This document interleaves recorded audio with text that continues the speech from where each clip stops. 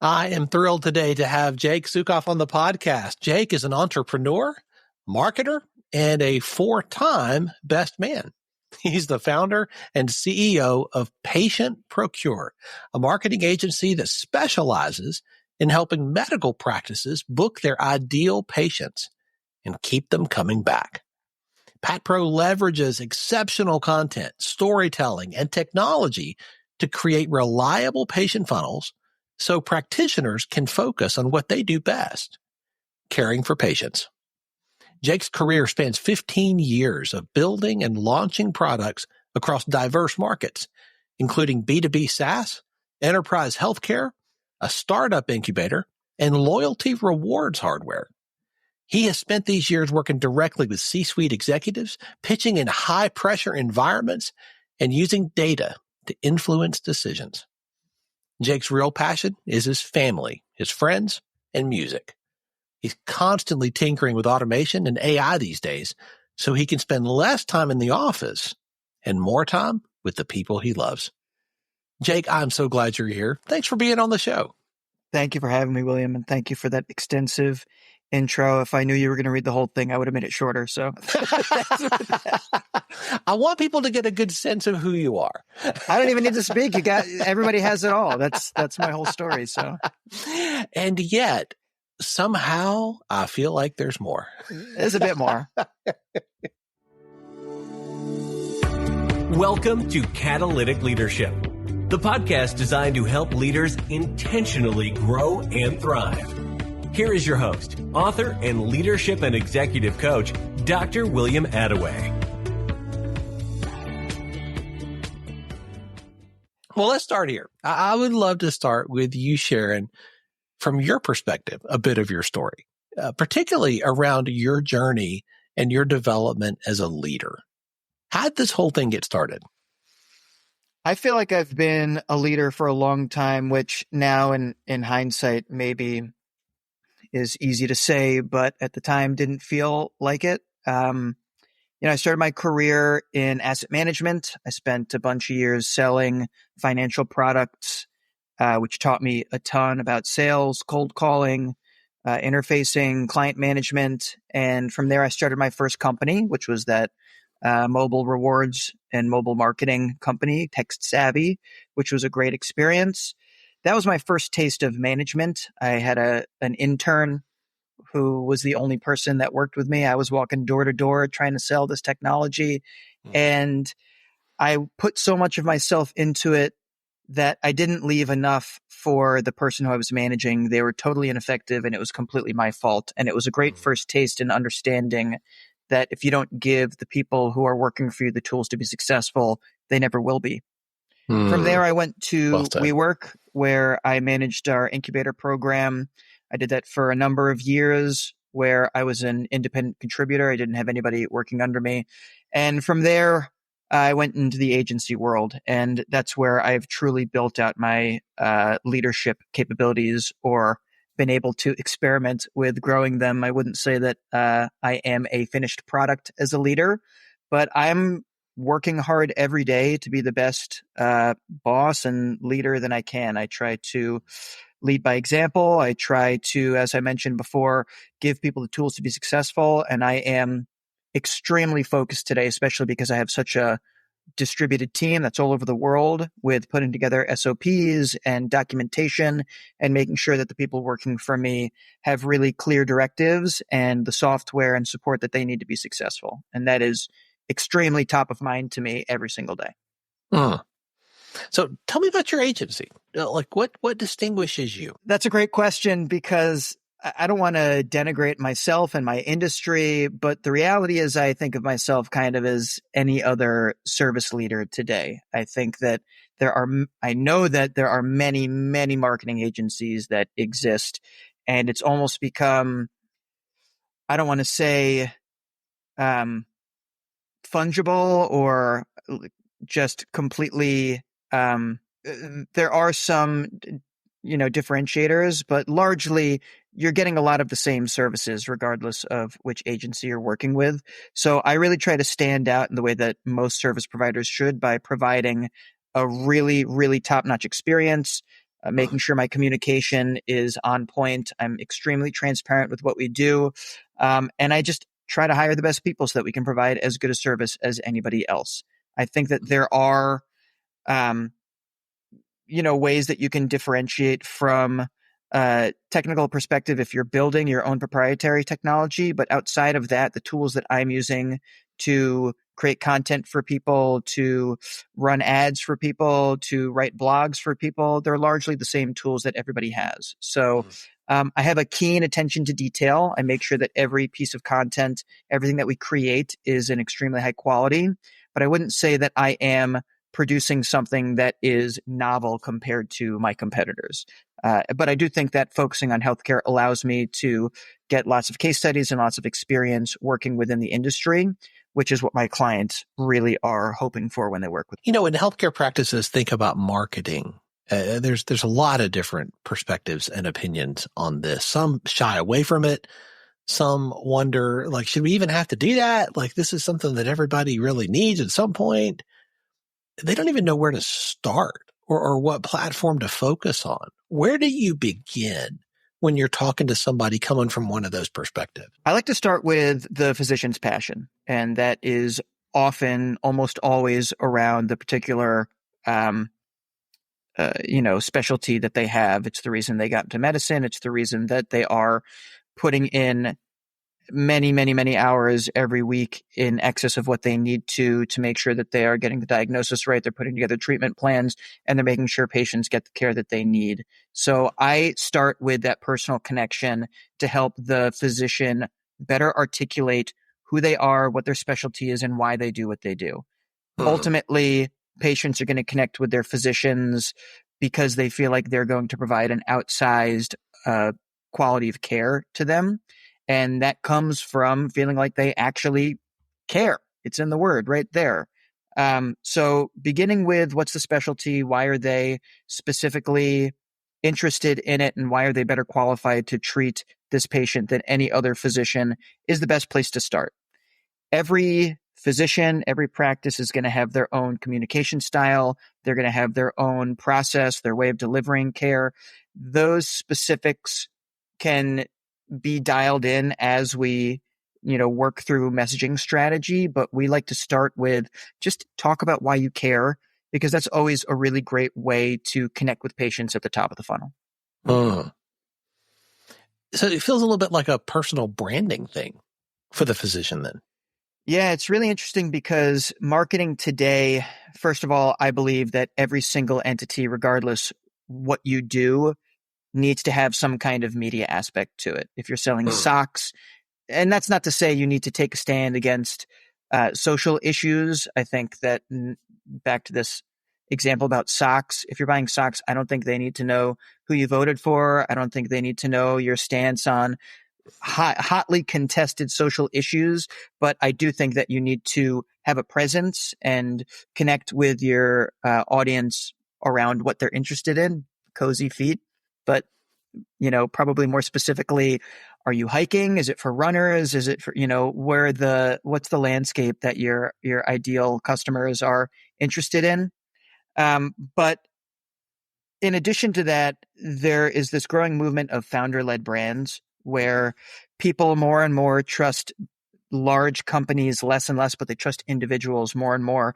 And so you can probably have more success marketing yourself and your personal brand than you will marketing your company.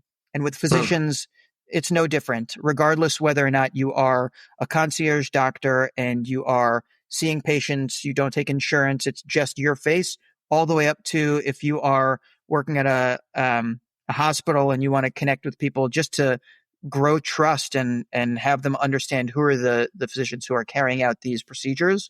It is more and more important for physicians to have their own personal brand. And honestly, these days, the lines have blurred between personal and professional. I think that people have become more comfortable with bringing themselves to their work.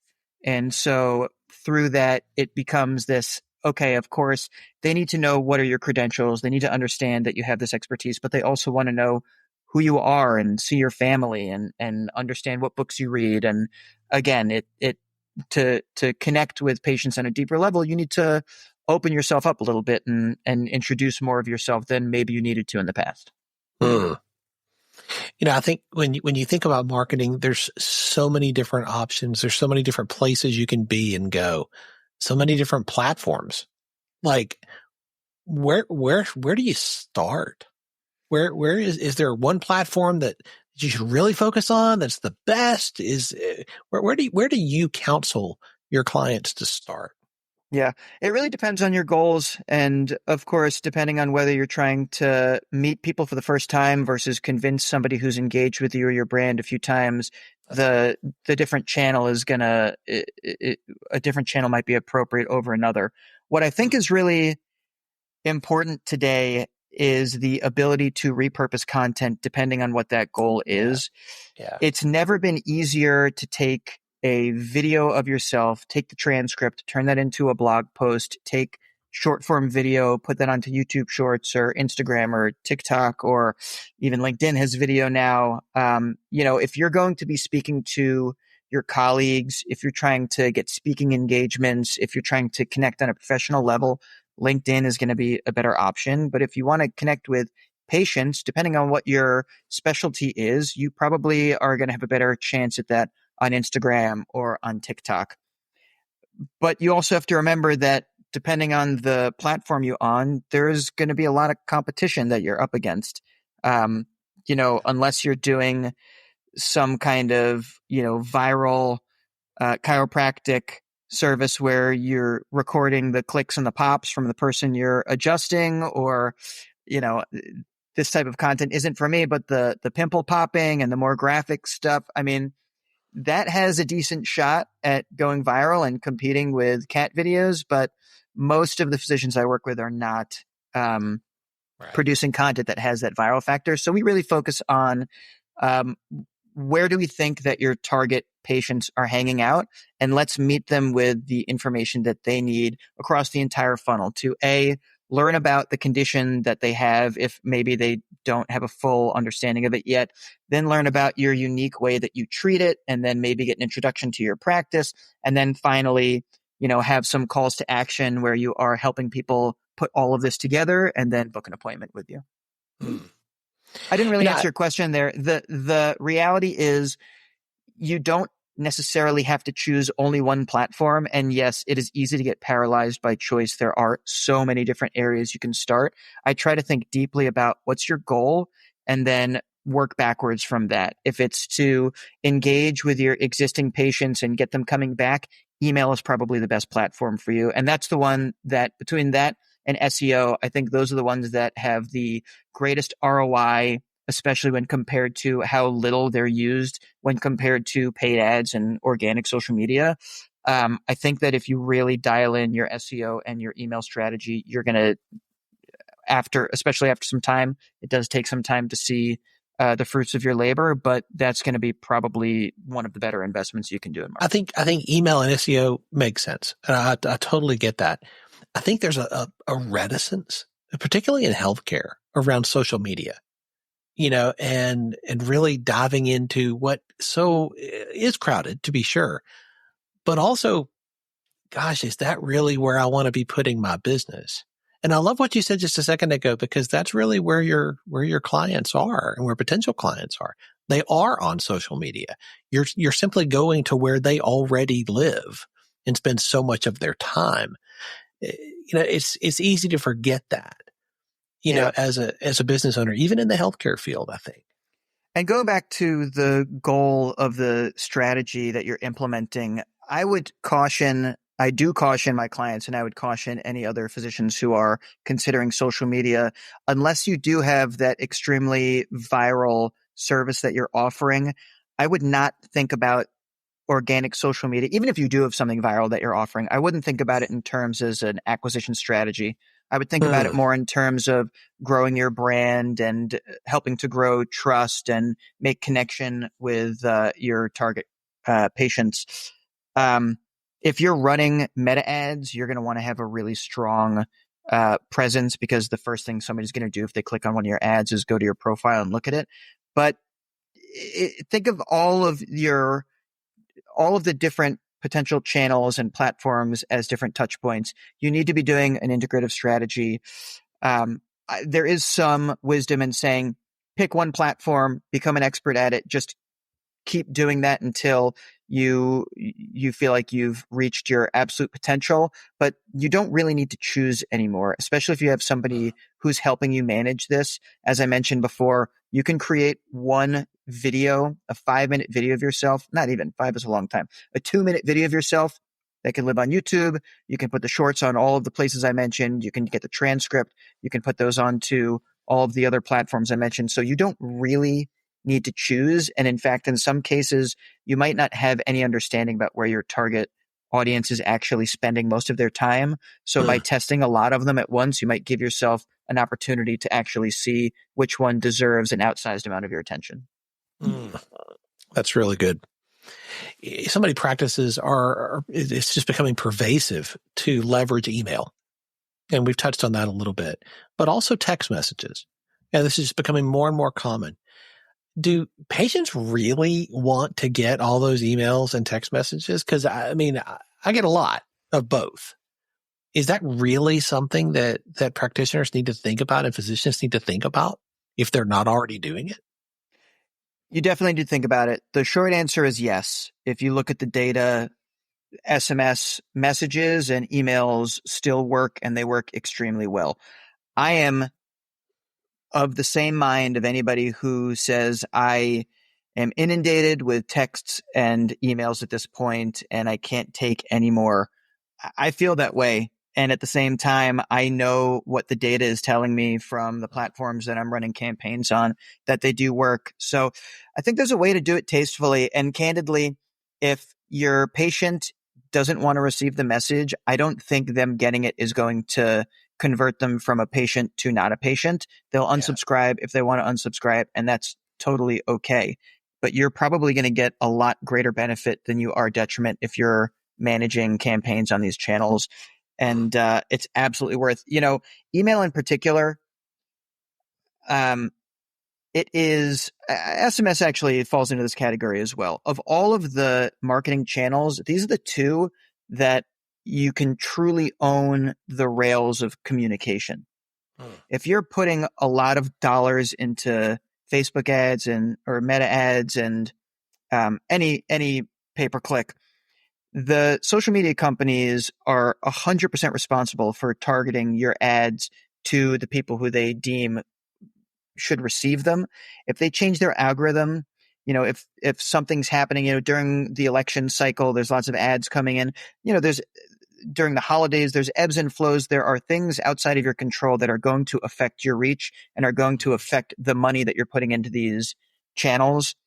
That doesn't happen with email, and it doesn't happen with SMS. You have a direct line to your patient. You can get in touch with them when you send the message, and that's extremely powerful. And as long as you're not taking advantage of that trust and inundating them with messages, and as long as you're doing so in an authentic way that speaks to the true character of your practice, I don't think anybody should worry about upsetting their patients. I think that's a really good thing for people to hear, because they don't want to run people off. And so often there is this feeling that, man, I'm just going to bug people. I'm just going to bother them. And I love that you're coming at this from a data perspective.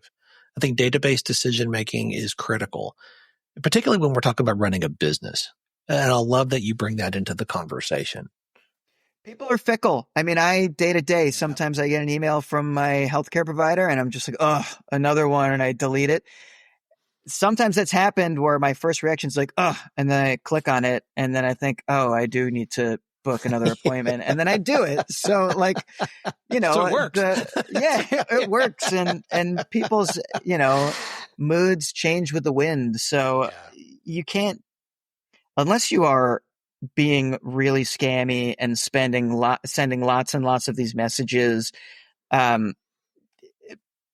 This is the age that we live in. If people want to hear your message, then they're going to appreciate getting a message from you. And if they don't want to hear it, then great. They'll self-select, they'll unsubscribe, and then they won't be bothered anymore. And that's totally fine. Well said. Jake, let me ask you this. So your business needs you to lead at a higher level today than it did just a year or two ago. And that same thing is going to be true a year, 2 years, 5 years from now. How do you stay on top of your game? How do you level up with the new leadership skills that your team and your clients are going to need you to have in the years to come? I am a true millennial, a man of the internet. I spend a lot of time on YouTube and podcasting, finding individuals who I admire and respect. I love podcasts and interviews, and I love listening to leaders from all walks of life talking about how they lead, their journeys. I think for me, I'm doing a lot of work on myself, on my ego, and trying to be more humble and trying to tell myself that I am immensely, immensely lucky to be able to do what I'm doing. And when I wake up in the morning and I feel overly stressed and I feel like I want to take it out on my wife and my children and my friends and my parents, and I'm a ball of just negative energy, I really try to sit down and breathe and tell myself, this is a privilege. I had a client, she was the CEO of a multi-state operator. There was probably, 14 or so brands in the roll-up, about 60 to 70 individual practices all across the U.S. And she used to say that, and I loved it. And I've adopted that as my own motto. The pressure is a privilege, because it's so true. Very few people get the opportunity to do this. And so I try to stay humble. I try to understand that, or tell myself daily that if I don't get out of my own way, if I don't remove myself as a roadblock, if I don't remove myself as the bottleneck, the company will never be as successful as it could be. So trying to get better at delegating, understanding that I hire people for their expertise, not to tell them what to do. I hire them to listen to them. I hire them so that they'll tell me what to do. And that's been a big unlock of mine over the past 8 months as I've run this company, is to really understand that it's not about me. I am trying to find people who are better than me to do the jobs that I'm doing, so that first of all, I can remove myself from the day-to-day so I can focus on scaling the business and interfacing with clients and making sure that everything is operating smoothly. And also because it's going to make our work significantly better. I am, at my heart, I'm an operator. I'm a salesperson as well, but marketing was a field that I just fell into. I didn't study it in college. I've been a voracious reader and watcher of experts on the topic over the past 7 or 8 years to really try to learn as much as I can. But that's not, deep in my DNA. Deep in my DNA is hiring great people, trying to organize processes and software to make people more efficient. Now with AI and automations, introduce these tools in ways that make myself and my team more efficient and more effective. And just like I said, get out of my own way, because that tends to be the biggest stumbling block for most founders. That is very, very true.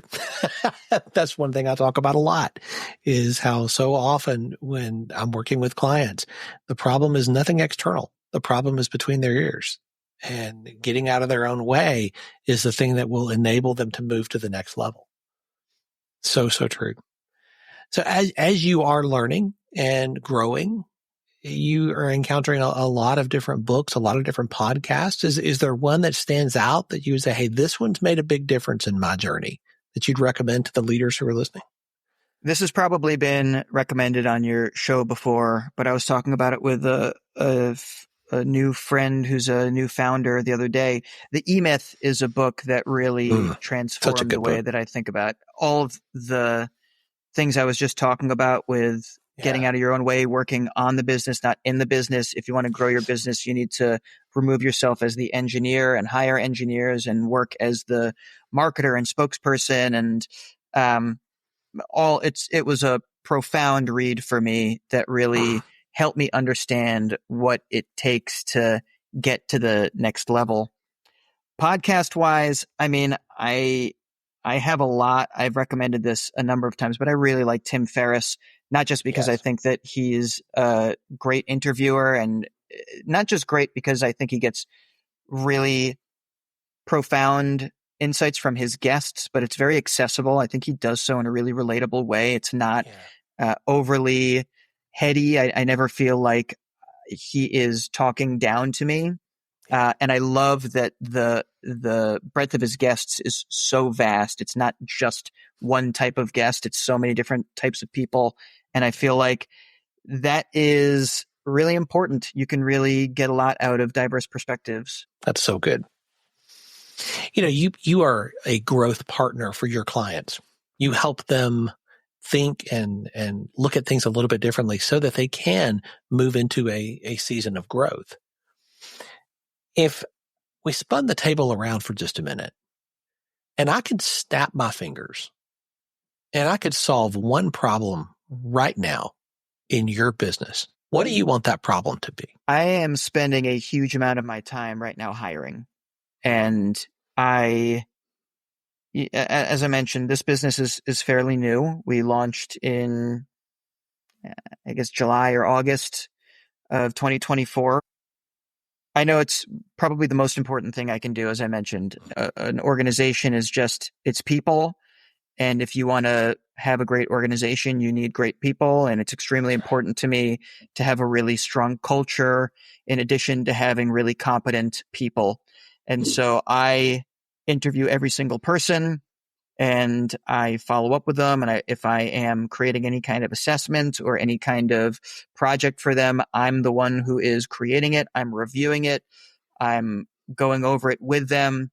And it is extremely labor intensive. So if I could just snap my fingers and remove myself from one area, it would be that. However, I know that doing so would likely dilute the quality of the individuals who are coming into the company. So that would be it, though. The other one would be if I could just not – it's difficult to have difficult conversations with employees, and it's something that I am getting better at.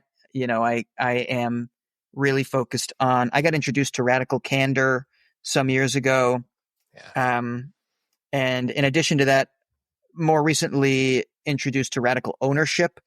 And I think having the two of those combined, where I consider every single mistake that happens from one of my employees my mistake because I wasn't clear enough. I didn't give them the instructions that they needed to be successful. I didn't create the right SOPs. I didn't give them the software they needed, whatever. I think if you combine that with being radically honest with people about what their shortcomings are, not only are you going to get the best out of them, they're really going to appreciate what you're doing for them, because the alternative is you don't say anything and either resentment grows or you just end up, they quit or you fire them because they're not as effective as you need them to be. And so I have found this to be really transformative in how I work with people. I love that. Jake, this has been such a great conversation, and I'm so grateful to you for sharing so honestly and transparently from your journey so far. I think you've really added a lot of value to the people who are listening today. I know they're going to want to stay connected to you and continue to learn from you and more about what you're doing. What's the best way for them to do that? You can find me at patientprocure.com, or my personal website is heyjakey.com. You can shoot me an email at jake@patientprocure.com. I love connecting with people. I love getting messages. Happy to provide any advice or a shoulder to cry on or just a couple of listening ears. I'm really good at that. So please feel free to reach out. And we'll have all those links in the show notes. Jake, thank you. Appreciate your time today and the value that you have added to every one of us. Thanks, William. Appreciate it.